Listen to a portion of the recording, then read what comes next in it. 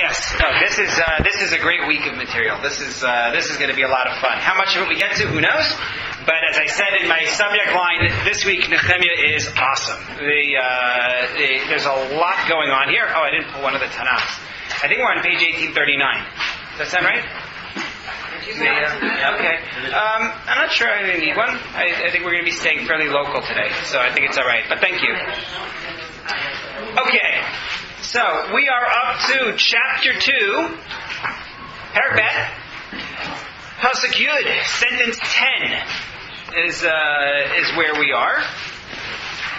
Nechemiah has arrived in, well, first of all, Nechemiah has appealed to the king, and Nechemiah has been promised an armed entourage to help him on his way, and now he is arriving in Judea. But before he arrives, we are introduced to a couple of people who we're not going to like very much. Sanballat and Toviah. So let's talk a little bit about Sanballat in particular, because that's the chief name that we're going to have to deal with. A lot of the information, this goes back to the conversation we were just having, Sharon, a lot of the information we have about Sanballat comes from documents found in Elephantine. And let me explain that a little bit. There was a Jewish garrison, an outpost of soldiers, in Upper Egypt. And whenever I say Upper Egypt, I always have to remind myself that the geography is backward. As a good child of the Northern Hemisphere and the Northeast, my feeling is always that North should be up, right? And not just up in the sense that we orient our compass that way, but north is up, and rivers run from north to south, and north is the upstream, and it's the higher topography, and south is always downstream and low. Right, that's the way I think of the world. So that's entirely wrong when you deal with Egypt, because in Egypt, northern Egypt, as you get closer to the Mediterranean, is actually lower topographically, with the result that the Nile runs south to north. It's running from a higher area topographically to a lower area, which makes sense. That's what rivers should do.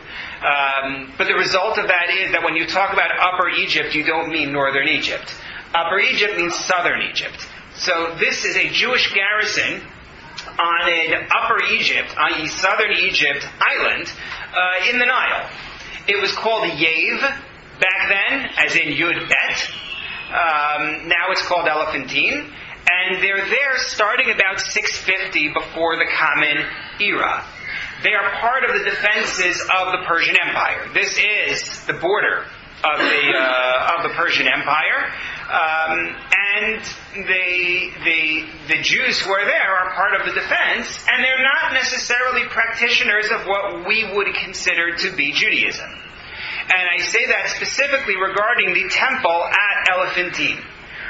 There was a temple there. It was some sort of a blend of Jewish practices and practices that would be from the outside that we would not recognize. Remember, this is middle of the 7th century before the Common Era. There is no such thing as Christianity. This is a blend of Judaism with various forms of ancient religions that are practiced in that area. It should not shock us that this happens. It happened long before this, in the period of the Shoftim, the book of Judges. This kind of syncretism where you blend different types of worship, they essentially went native. So they kept some things and they absorbed others. These documents, the papyri or papyri, I'm not sure which one it is. It's the plural of papyrus. I think it's a papoose. What? Okay. These are legal documents. These are letters. And what's been found is basically from the period of the year 495 before the Common Era to 399 before the Common Era. So you're talking about a period of roughly 100 years. Right? Basically the 5th century before the Common Era, and they tend to be written in Aramaic. They're discovered at the end of the 19th century. Some papyri had been known before that, but that's basically when the big trove comes to light.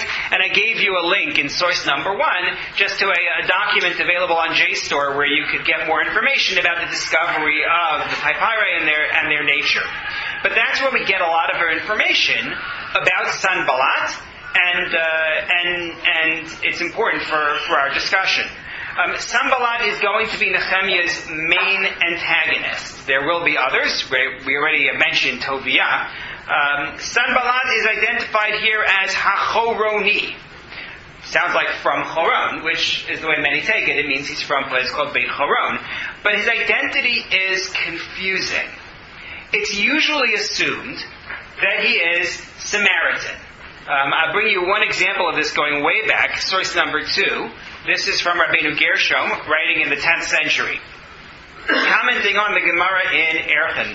We learned this Gemara once before. This is the passage of the Talmud that talks about the Samaritans and whether their conversion to Judaism when they were afraid of the lions was a legitimate conversion or not. So he quotes the verse which we saw back in Ezra, in chapter 4 of Ezra, Dirsiv lo lachem v'lanu livnos bayis. It is not for you and for us to build a house for our God. So he says, who is it that Zerubbabel is talking to? When he says, it's not for you to build a house with us, who is the you? Who he's talking to? Klomar Hanhu Sanballat v'Toviah. He's talking to Sanballat, he's talking to Toviah. Tahavu Ovdei Kochavim. They were idolaters. Lo inichum livnosu lahakdish letzorach bedek habayis, and they were not permitted to build or to dedicate things for the Beis HaMikdash. So Rabbeinu Gershom back in the 10th century already tells you that Sanballat and Toviah are Samaritans. Part of that group, Zerubbabel rejected. As a matter of fact, when we learned Zechariah, which is, 6 or 7 years ago already, when we did Zechariah, we saw the story in the 3rd perek of Zechariah. It's worth taking a look at maybe, but I don't have a Tanakh with me, so I'm just going to tell it to you.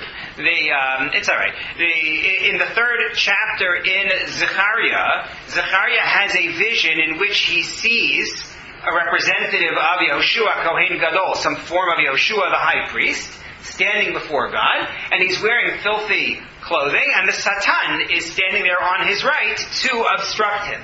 So commenting on that, Ibn Ezra and Radak say that the Satan is Sanballat. Not that Sanballat is the Satan, but the Satan is Sanballat, two different things. That the image in the dream of somebody who's trying to prevent the success of this new temple represents Sanballat. That's the idea. So he is part of the bad team. In fact, the Elephantine Papyri identifies Sanballat as the head of the Samaritans. At least we have from the period of 408 BCE to 411 BCE, and he is placed as the Pacha in Shomron, which is going to be an important point, that he is the political leader in Shomron. Important to recognize that when you talk about him as the leader at that point, the chronology may not quite work, and it is actually assumed that there are, and this goes again back to what we were talking about, Sharon, there's a chain of people named Sanballat, presumably father to son, who control over this period of time. In other words, it's a dynasty of people who hold the position of Pacha on behalf of the Persians. However, having said that he is Samaritan, there is a Jewish identity here. And we will see that. For example, this we won't see in Nechemiah, but we have papyri that talk about his kids, and they have Jewish names. Daliah, Shlomiah. So that sounds like he is Jewish. And if you flip ahead for a minute, take a look at Perek Yud Gimel Pasuk Chafet, chapter 13, sentence 28, also known as the last sentence in the book. Actually, not last, sorry. Oh, close to the last. Pasuk Chafet, 13:28.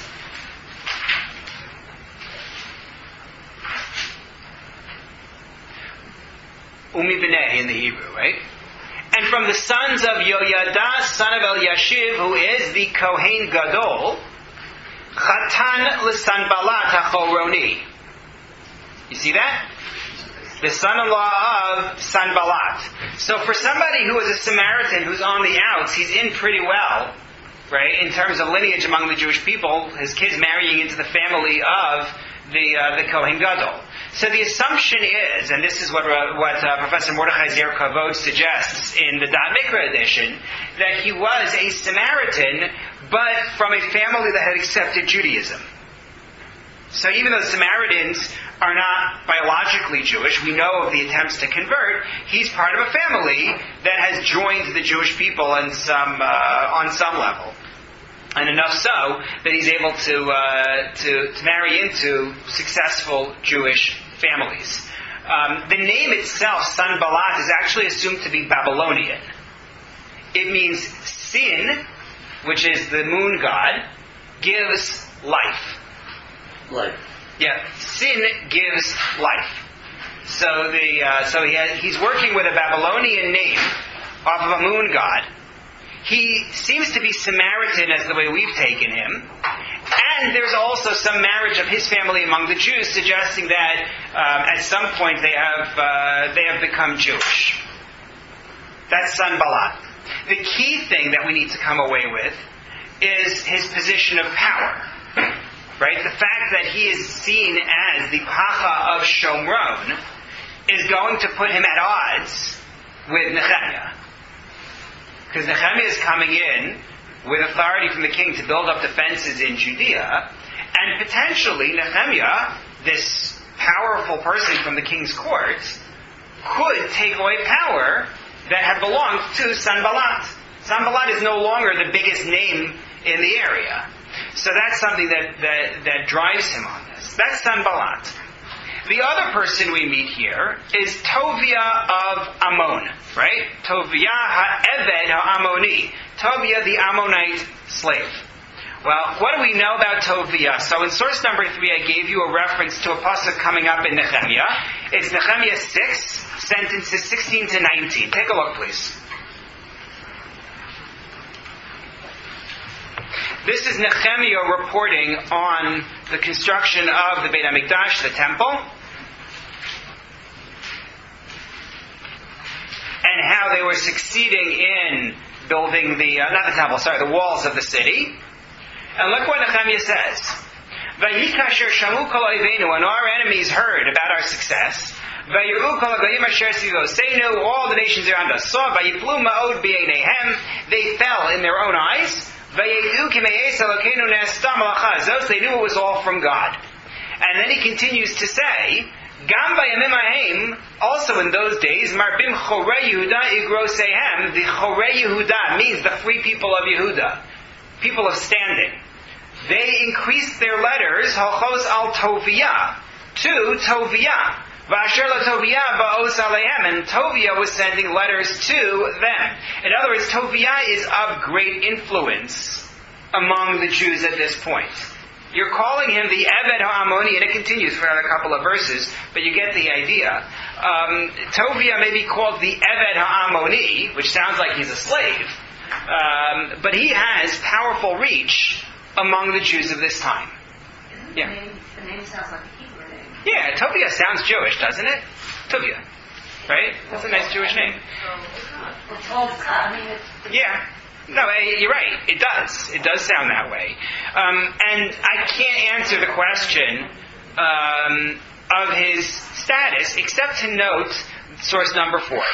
This is the Gemara in Kiddushin. You remember way back when we talked about Ezra having identified 10 different sets of lineage among the Jews who have returned to the land. So one of them, we said, were Mamzerim. Right? One of those lineages was the lineage of Mamzer. Mamzer is someone born from a particularly illicit marriage. An incestuous relationship would result in that. Adultery would result in that. So the question that the Gemara here asks in source number 4 is, how do you know there were Mamzerim? Right? Don't tell me in every batch there's one. No, that's not the answer. I know. Mamzeri, Minolan, how do you know that there were Mamzerim there? Dichsiv, and they give you a quote. This is from that section at the end of chapter 6. Well, first is our verse. Vayishma Sanballat Choroni v'Toviah ha'Eved ha'Amoni. We mentioned Sanballat, and we mentioned Toviah, who is the Eved ha'Amoni. And then, the end of chapter 6, we didn't read that far, but the verse is right here. Uchsiv, Ki Rabim b'Yehuda ba'alei shuvu alo. Many in Judea had taken oath to Toviah. Ki chatanu l'Shechania ben Arach, because he was son-in-law Shechania ben Arach, v'Yehochanan beno lakach et bat Meshulam ben Brechia, and his son Yehochanan married the daughter of Meshulam ben Brechia. End of quote. And kasavar ovei kochavim ve'eved haba bat Yisrael havlad mamzer. And the author of our Mishnah, who thinks they're mamzerim, says, well, wait a minute. If an Eved marries, someone from Eved's family marries a Jewish woman, or has relations with a Jewish woman, the child is a mamzer. So that's the assumption of the author of our Mishnah, and that's how he knows there are mamzerim. But the point for us is, you ask whether Toviah is a Jewish name. Toviah may be a Jewish name, but according to this Gemara, he was an Eved. When it says Eved ha'amoni, it means he is a slave from Ammon and not of Jewish origin. If he is freed at some point, he becomes Jewish. And maybe that's how he got the name Toviah. It could be this isn't his birth name. But according to this Gemara, he is not born as a Jew. That's one way to read the word Eved, and that's the Gemara's way to read the word Eved. However, that's not necessarily what the word Eved means. Eved does not have to mean classic biblical slave under the rules defined within the Torah in Parshas Mishpatim for how you have a slave. Rather, Eved could mean servant. You know, the translations are always very funny about this. You look in an art scroll or a Sansino, and sometimes Eved will be slave, and sometimes Eved will be servant, depending on what you like. It's like this week I was writing the Parsha article for Toronto Torah. Take a look this week; it's a good article. But I wanted to quote the pasuk about Yosef, that he's Yefei Toar v'Yefei Mareh. And I was curious to see what the art scroll did to translate Toar and Mareh, because they're not easy to translate. So I look it up, and I see that it says for Yosef, of handsome form and handsome appearance. I thought that was interesting, and the word handsome caught my eye, because who else in Bereshis is described as Yefat Toar, Yefat Mareh? Who else besides Yosef? Rachel, his mother, is Yefat Toar, Yefat Mareh. So I went to look there to see whether they rendered her handsome, and sure enough, the same Hebrew words, but it says beautiful. Beautiful in form and beautiful in appearance. So you're describing a male as handsome. Yeah, but the same word in Hebrew. It does not appeal to me to do that. I think you pick one, and that's what you use down the line, and you worry about gender hang-ups later on. But nonetheless, that's the complete aside. What we are talking about is the fact that slave and servant are used as translations for Eved largely based on context. And so some argue, Toviah, Eved ha'amoni, means that he is not a slave, but rather a servant of the king. He's in the king's service, is the way he reads it. Yeah? Isn't it Misharet a servant? Misharet is more personal servant, no? Misharet is like somebody who will be like a valet, exactly, to bring the king his things. I think you're somebody who works at the pleasure of the king, right? Your job is tax collection or whatever. You could be identified as an Eved, but Misharet really wouldn't suit. That's my sense of it, but the truth is I can't prove that I'm right. Where does it say Eved that is not a slave? Eved that's not a slave. Well, Eved Hashem would be. Eliezer, whatever, but he is a slave in the leaving aside the questions about what other roles he played. Eved sounds like he was bought at some point. That is what it sounds like. Think of an example of someone who is an Eved Lamelech, who is clearly not just a slave of the king. It's an interesting question. There you go. Not trivia at all. But Zakhan takes this approach, that it doesn't mean that he is a slave in the classic sense, but a slave of the king. But take a look at what he does here in source number 5, because he has to balance that, as you're going to see here. He says, the term slave in this context indicates that he was a servant of the king, or a royal official, not, somebody of low standing. However, he has to contend with the fact that Toviah is not able to override Nechemiah. And he says that Toviah did not approach the king directly, appears to indicate that he was a Jew with no formal office, or that he was a non-Jewish aristocrat and governor who through marriage had undergone a form of conversion and had aligned himself with the Judean upper classes. He thinks he has to end up as a Jew somehow, whether it's because of the name Toviah or not is unclear, but we know already that he has. People have sworn oath to him and so on, so he's clearly part of the Jewish hierarchy. In contemptuously labeling Tobiah a servant, Nechemiah was indicating that he was a renegade who practiced a syncretic form of Judaism that incorporated idolatrous practices. So the way he reads it is that Eved is a little bit of a slur. He's really a servant of the king, and Nechemiah, in writing the book, chooses to call him Eved in order to degrade him because he is an idolater. So now you have multiple ideas for what it means when we say Toviah is an Eved. Right? Either he's a slave, or he is a servant of the king, or he's a servant of a king and he's a syncretist, and therefore Nechemiah is insulting him by calling him Eved. However you slice it, Toviah and Sanballat have reason not to like Nechemiah. Right? Sanballat is afraid of his power being threatened. And Toviah also has some element of power here. People are swearing loyalty to him. And so he's concerned as well about Nechemiah's arrival. Now, take a look at Pasuk Yud, sentence 10 now. We're in chapter 2, sentence 10, where they find out that Nechemiah is here. Vayishma Sanballat ha'choroni v'Toviah ha'eved ha'amoni. And again, Ammonite may refer to his biology. He's from Ammon. That would be a little bit unusual just because at this point Sancherib has come along and scrambled all the nations, and I don't know who Ammon is. It could be he just lived in the area that had been the area of Ammon, and we just continue calling it that, much the same way that we saw last year, that there were those who called the Persians Babylonians, because they occupied the land that had been Babylonian land. So, they hear about this. Vayera lahem ra'a gedola.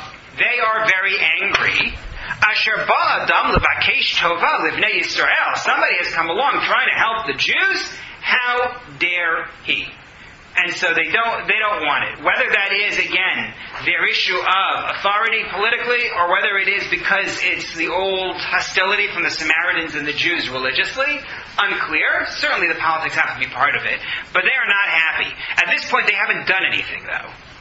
That'll happen in another 10 verses at the end of the chapter. Right now, they've heard the news. They're unhappy. Now we shift gears to talk about Nechemiah. Va'avo Yerushalayim. I came to Jerusalem, Nechemiah says. Va'ehi sham yamim shlosha, and I was there for 3 days. Va'akum laila, and I got up at night. Ani va'anashim ma'ati me along with a small group of men. V'lo higadati la'adam, ma Elokai nosena libi lasos liRushalayim. I didn't tell anybody what God had put into my heart. Note that reference. God had put into my heart. It's the religious identity of Nechemiah. I didn't want to tell anyone what God had put into my heart to do for Yerushalayim. Ubehema ein imi. And I did not have any animal with me. Ki ima behema asher ani rochev ba. Except the animal that I was riding. That's it. Okay. Let's take a look a little more closely at this. First of all, when did he arrive? Give a date? No. The answer is no. There's no date mentioned here. However, jump ahead to chapter 6, please, sentence 15.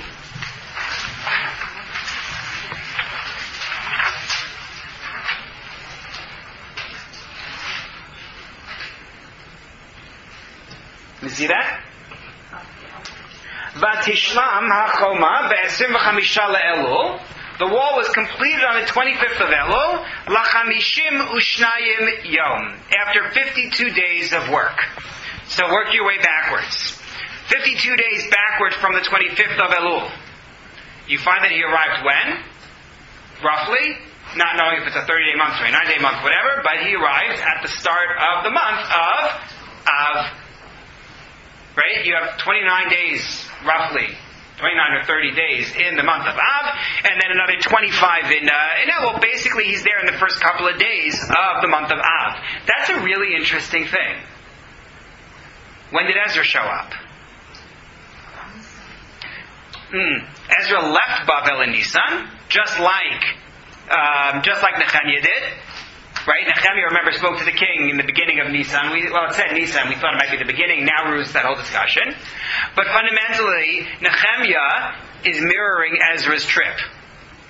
You left in Nisan, and you arrived as Ezra did the start of Av. Ezra arrived on the first day of Av. Remember we made that whole point about Aharon's yahrzeit being the first day of Av, and Ezra being viewed as a reincarnation of sorts of Aharon, the great Kohen. So he arrives as Ezra did, and also when you arrive in Av, that carries great resonance in terms of rebuilding, because the first temple is destroyed in the beginning of the month of Av, and now here we are, here to help out. This also may answer a question we asked back in Ezra. When Ezra took months for his trip from Nisan to Av, we asked, is that a reasonable length of time for him to take, or did he take a long time? And at the time we didn't know. I even floated the idea that it could be Ezra being dramatic, because he likes drama, and it could be that he did it on purpose. Leave in Nisan, just like the Jews leaving Egypt, and arrive in Av, the time of rebuilding that destruction that occurred in Av. But now Nechemiah, who's traveling without an entourage, right? He doesn't have a large group of people. Josephus thinks he has a group of people, but no one else does. The book certainly doesn't say that. He just has whatever guards he has, and that's it. Some people. He has guards, right, but that's it. He shows up in the same length of time it took Ezra. It sounds like Ezra did not dally. It sounds like Ezra did well with his trip. So Nechemiah shows up. And after showing up, he takes a 3-day wait. Does that sound familiar?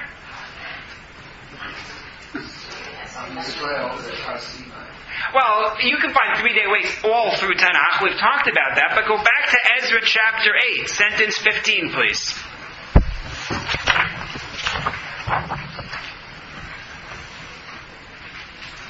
This is when Ezra is gathering the people in Bavel for his journey.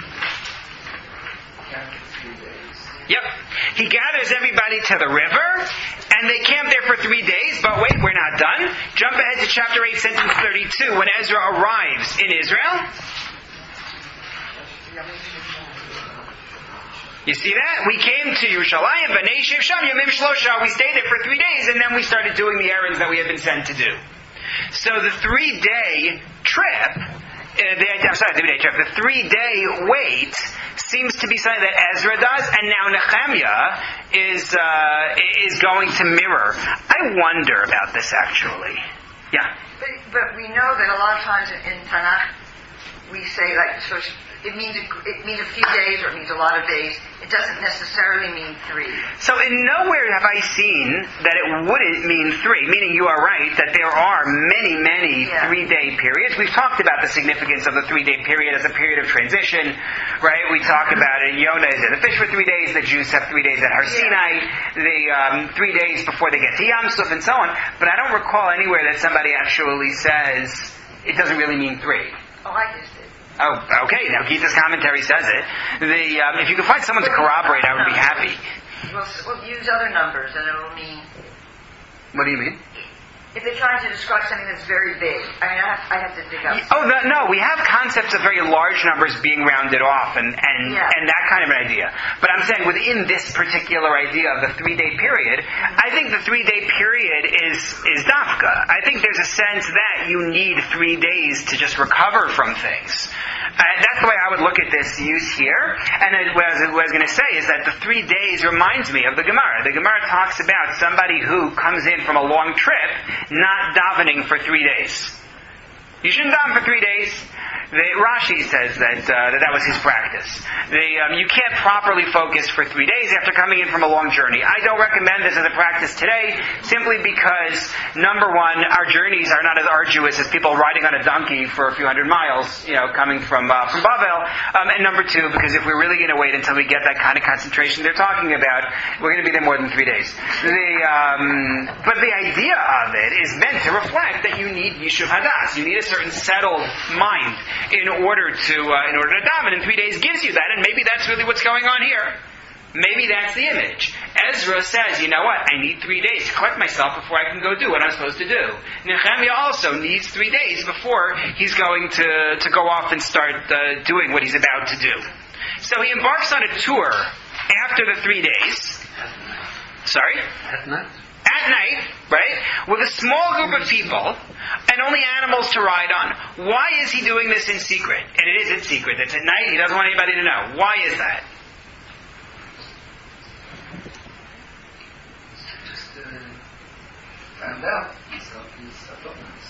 So one view, and I think the straightforward explanation is because the Samaritans, right? The Samaritans are dangerous. He doesn't need a problem from them. And he figures, don't tell anybody what you're going to do. There's no reason to give them intelligence on where I am and what I'm doing. Let them wonder for a bit. I think that's the straight read. And that's what I would have said is the beginning, middle, and end of why he's being so secretive. But we're going to see a Rashi who's going to flip everything. And he's going to give you a wildly different view of what's going on. We're not there yet. Yeah. The Shomanim are in Jerusalem? So the Shomanim are technically north, but they clearly have connections. All these people have sworn loyalty to Toviah, right? So they clearly have connections, and they are concerned about Nechemiah's influence in Jerusalem. So I think they have some kind of control. The extent of it, I'm not sure of. So now we find out about the tour that he took. He's riding an animal. There are no other animals, it appears. Everybody else is not on animals. And let's look at what he does, what his route is. Va'etza, pasuk Chayud Gimel, chapter 2, sentence 13. Va'etza b'shar Hagai Laila. I am going to follow here the Dot Mikra's way of explaining these different locations. I am certain that there are other ways to explain the locations, but the Dot Mikra gave me a coherent image of what's going on, and I haven't found anybody else who does. So I'm going to go with what the Dot Mikra suggests as the points along this route. We start out with Sha'ar Hagai. So Sha'ar Hagai is southwest Jerusalem, according to the Dot Mikra. It is facing a place known as Gei Ben Hinnom. Gei Ben Hinnom is famous from Yeshaya and Malachim as a place of Molech worship. They worshipped idols there, gave their children over between the fire. That's Gei Ben Hinnom. And yes, that's the origin of the name Gehenna. For hell, it's off of Gei Ben Hinnom. So he says, I departed from the entrance by the Gai. A Gai is sort of a valley, a depression in the land. So I went out from that gate in, again, southwest Jerusalem, Laila, at night. Ve'el Pnei Ein Hatanin. Towards the face of Ein Hatanin. Ein Hatanin, according to Professor Zer Kavod, is a spring that's found in Gei Ben Hinnom, or some suggest it's associated with Ein Rogel, which is in the southeast. So he's now going from the southwest, moving his way towards the southeast. Ve'el Shar Ha'ashbot, towards Shar Ha'ashbot, southeast of the city. The Dot Mikra has some suggestions about how you get the name Shar HaAshpot. Ashpa literally is trash. Ashpa is trash. So some suggest that's in fact what it was. This was the local dump. The others suggest that it was right near the cattle market. And Dung Gate, yeah. Yeah, the Dung Gate, because that was where the cattle market was. That's another suggestion. Yeah, today there's a Shar HaAshpot. Right, today we have one. It's next to the Kotel. No.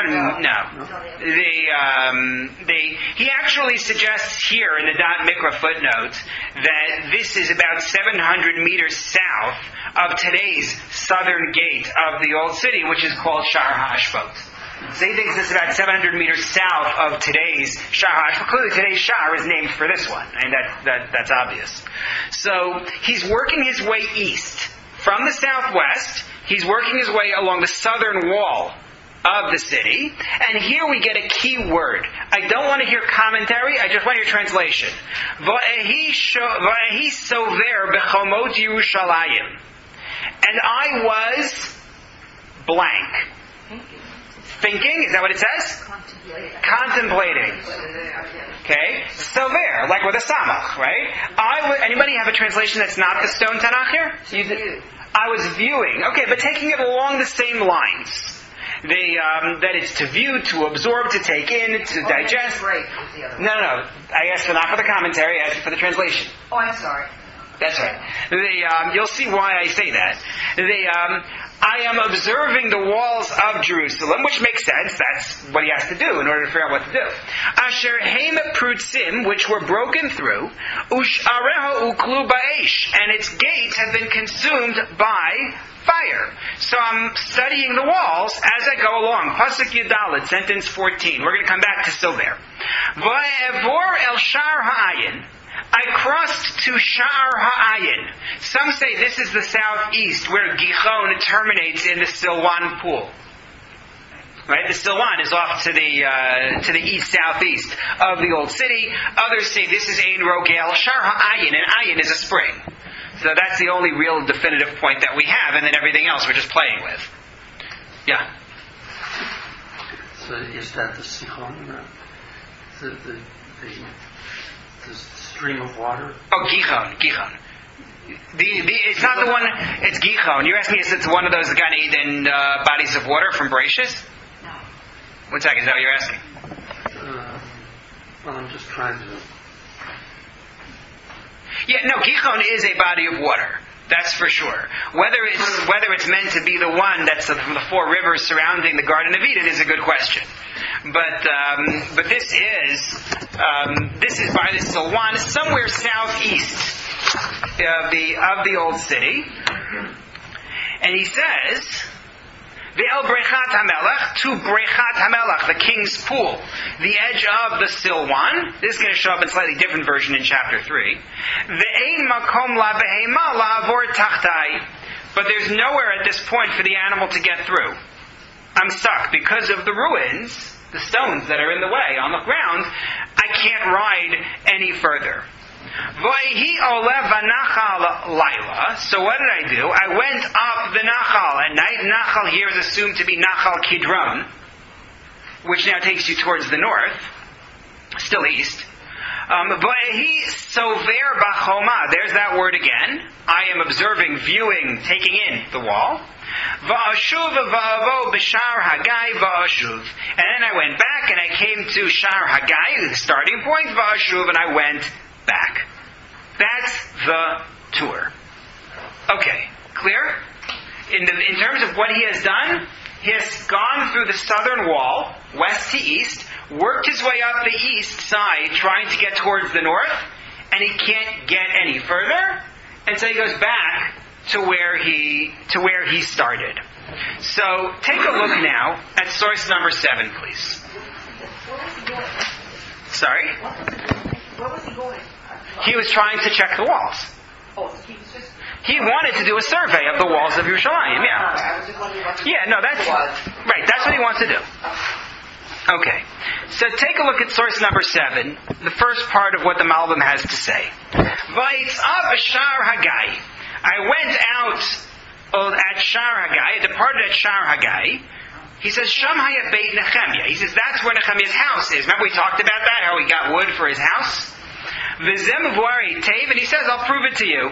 Because in chapter 12 we're going to see, Shashtei Todot halcha achas liyamin l'shar ha'ashpot v'ashenit l'smol l'migdal ha'tanurim. He says, we're going to talk about the dedication of the city in chapter 12 when they finish the walls, and they're going to have 2 thanks offerings, and one of them is going to walk to the right, to the Shar HaAshpot, and the other one to the left, to what's called Migdal HaTanurim. And there, Mivawar, it is explained, Sheshtehen Yatzu Mishar Hagai, that both of them emerged from Shar Hagai, which is then Bein Migdal HaTanurim LaShar HaAshpot. It has to be between those 2 locations, right? In other words, the 2 of them are emerging from Shar Hagai. One goes to Migdal HaTanurim, the other goes to Shar HaAshpot. Obviously, then Shar Hagai is in the middle. V'yatzu misham, and why did they come from there? Mibnei shesham haya beit hapacha, because that was where the pacha's house was. And then he goes on to say, Shar Hagai is in the west, and he left his house heading south, and this is consistent with what the Dad Mikra thought. Clear? So far? Again, all he's telling you is that Nechemiah starts his journey in the southwest, where his house is. But now we have to talk about what it means when it says he was sover b'choma, and it's mentioned a couple of times. So the standard read, and this is the way Ibn Ezra takes it, is the way your translations have it. Which is to say, he's examining the wall. Good. However, that's an unusual word in Tanakh. It's really an Aramaic word. to be honest. It wouldn't be the only Aramaic word to make it into Tanakh, and it's not so crazy. Aramaic is a product of Hebrew and Arabic, so why shouldn't there be Hebrew/Aramaic words? It's certainly not beyond the pale. Having said that, there are others who say no. The word should be read as shover, to break. So I would have thought, why would you break the stones? So that you can get through.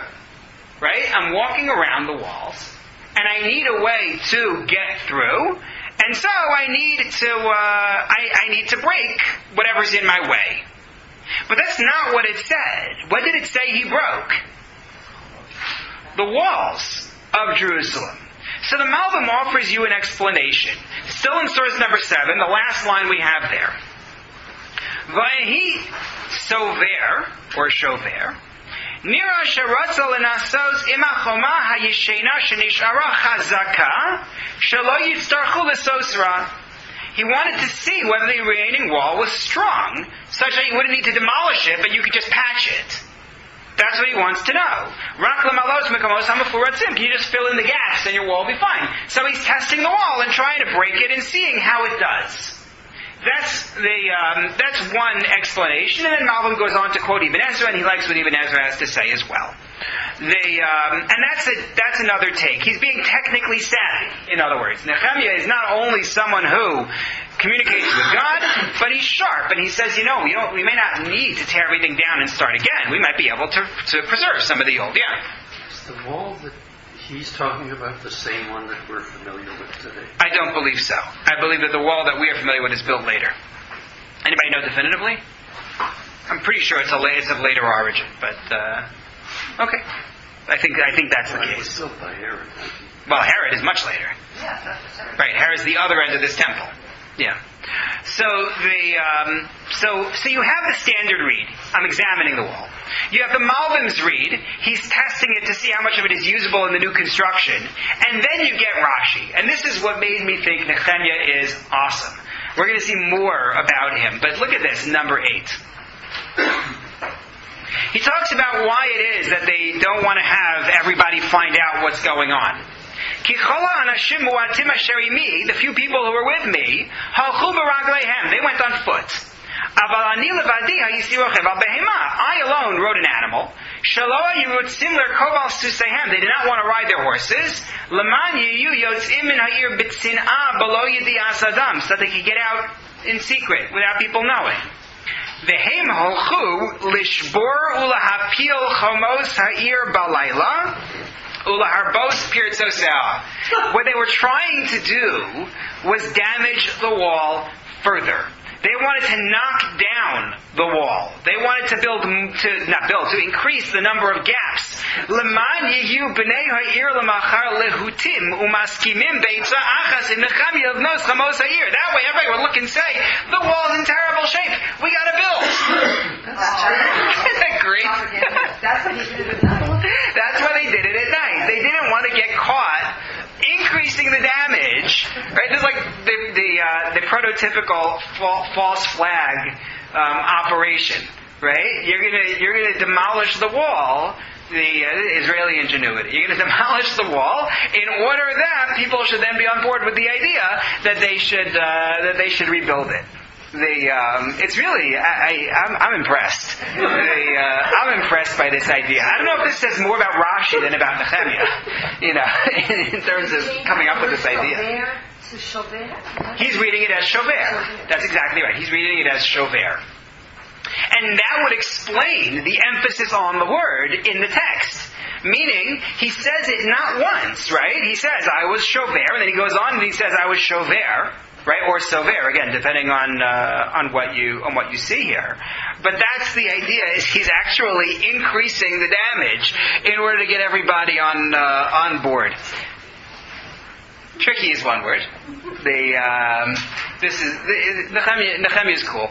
Okay, yeah. So let's see what happens. Pasuk Ted Zayin, sentence 16.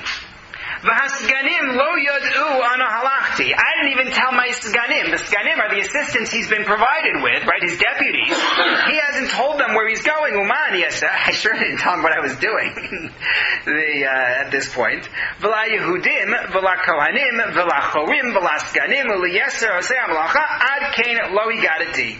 Not to the general population of Judea, not to the Kohanim, not to the Chorim, the aristocracy, not to the Skanim, the deputies, and the rest of the people who would be doing the work.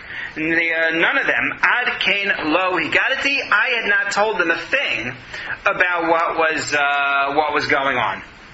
V'omar aleihem, and now I told them. Pasuk Yud Zayin. Atem ro'im hara'a asher anachnu ba. You see the bad state we are in. Asher Yerushalayim charefa, the city is in ruins. Ush'areh nitzisu ba'esh, its walls have been burned in fire. L'chu v'nivneh es chomas Yerushalayim v'lo nihya od cherpa. Let's build a wall. Let's go build up the wall of Yerushalayim, and we will no longer be put to shame.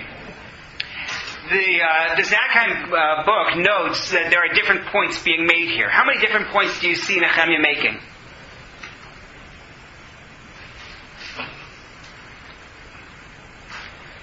In one sentence or the flow? In this sentence here, in Pasuk Yud Zayin.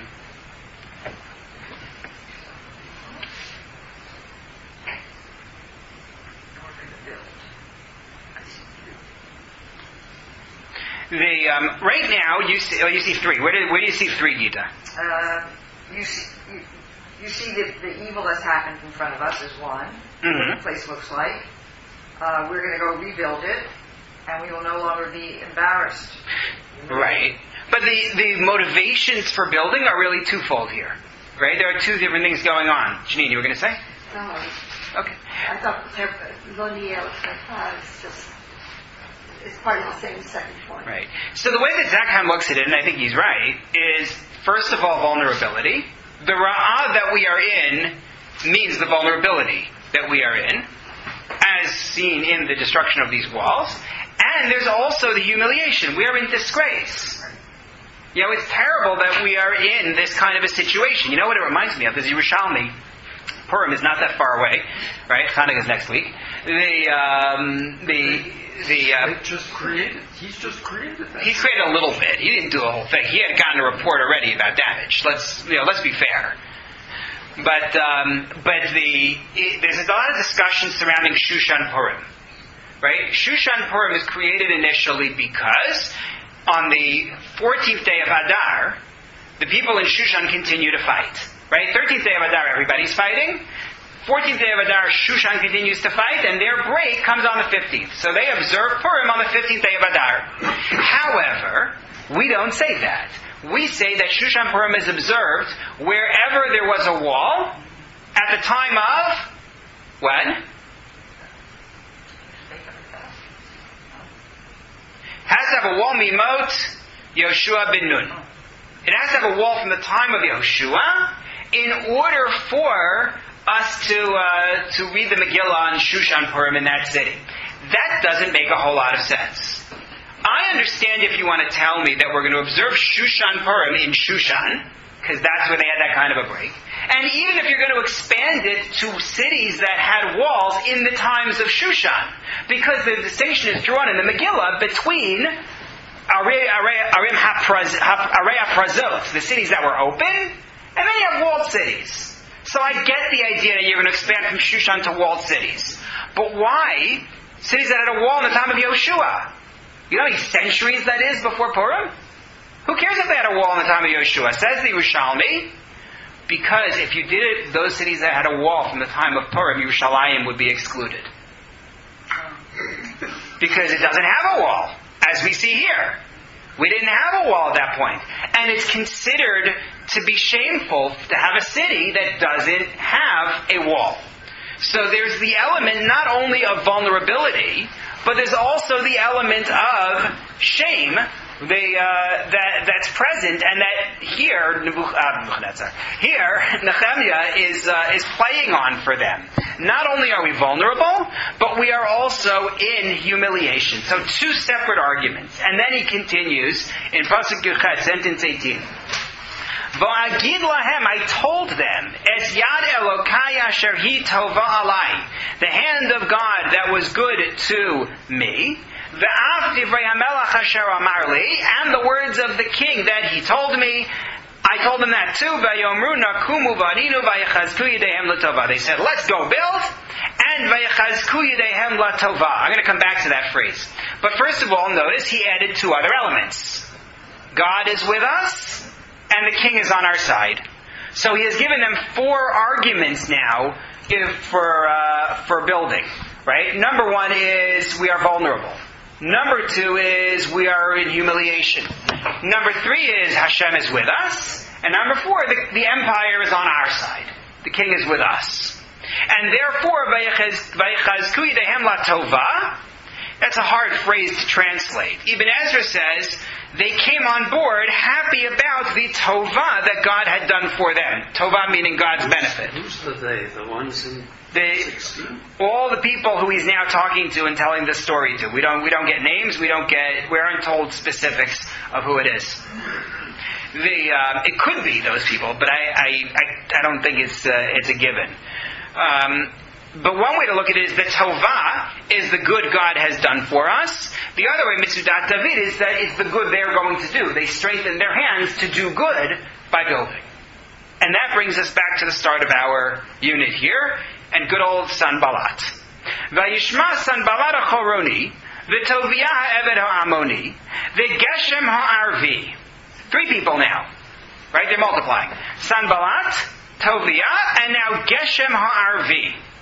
So Zakheim, on page 75 in his book, I didn't bring it here, quotes an inscription that identifies Geshem as the ruler of Kedar. That's a really important point. Because Kedar is south and east of Judea. So now you have a problem. Right? Sanballat and presumably Toviah are to your north. Geshem is to your south and east. You now face a potential two-front battle. Right? Now you have a problem.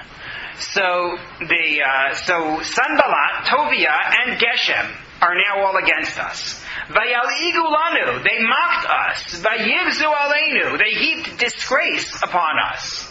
Vayomru, and they said, Ma davar hazeh asher atem osim, what are you doing?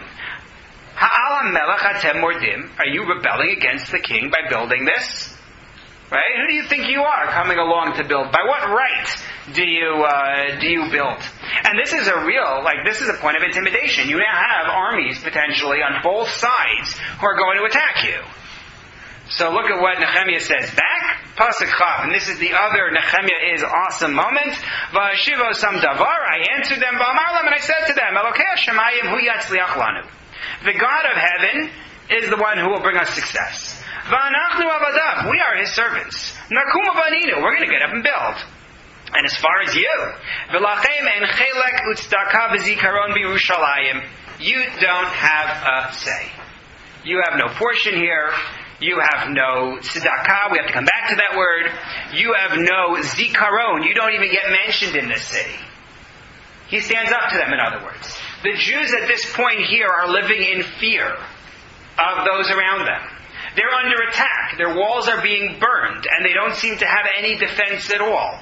Ezra, whatever he's doing right now, is not leading them in defense. No, Ezra. We don't see him. He's not mentioned. He's going to show up for chapters and chapters, even though, if we read the book chronologically, he's already present. We don't know what he's doing. The Jews are intimidated by those around them. Nechemiah hears the challenge from the north and the challenge from the south, and he says, if you have an issue, take it up with Shushan. Right? You can go back to the king if you like and see what he has to say. But you don't have any control of what happens in Yerushalayim. Yes? These are the new Jews who came with Ezra? Or Yeah. The old Jews who were there before? Anybody and everybody. It's Ezra's group and those before. Few, Yeah. presumably. Few, scattered, weak, all of the above. He doesn't mention the king. He just mentions Right, but he says you have no say. By saying you have no say, right? Take a look at Mitzudat David. He doesn't say the king is with us. No, but he says you have no say. That's what it would mean. I mean, take a look at Mitzudat David, because that's where I got the idea from. The king is with us. Right, take a look at number 9 for a second. Avim talshinu lamelech. Even if you're going to complain to the king. Lomar kadver mo'ela, saying such things. Lo yoilu divrechem lashpis hamalacha. You're not going to be able to stop this from happening. Ki Hashem yatzliach lanu. I think that what drives the Sudat David here is the fact that in the previous sentence they invoked the king. That's why. You are rebelling against the throne, and he says, deal with it. Sharon. 2:7, the end of 2:7, and for the walls of the city, some letter for Esau, the keeper of the king's forest. So Yeah. he came with permission Yeah. to build the walls of the city. You got it. And that's how he knows, as he told the people. God, the empire is with me. It's not just that God is on my side. Formerly, remember, they had to go look in the archives for the letter. Yes. Right. No, he's got it all with I'm him. not talking about that I got the letter. Right. He hasn't said that. No. He just says, look, you can go complain if you want. Go talk to the landlord. That's correct. Now, this business about tzedakah is an interesting point when he says, you have no tzedakah. So I think what we'll do is we'll start with that, God willing, next time, and then we'll launch right into Paragimel, into chapter 3, and the work being done on the walls. But no, this is not the last we've heard of Sanballat. He ain't done. Good. Thank you.